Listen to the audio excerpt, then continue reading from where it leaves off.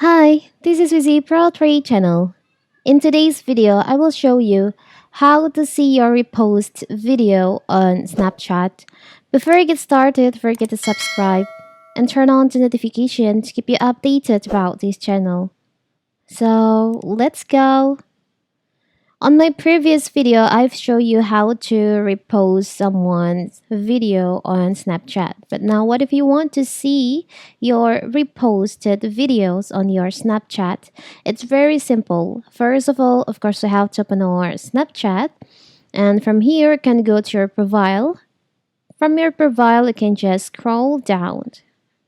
And you'll find there is an option My Favorites and Reposts. You can just tap on that. So here's all the reposted videos on your Snapchat and also your favorites. Like this one, here's your repost. I will show you first, maybe you don't know how to repost someone's video on Snapchat.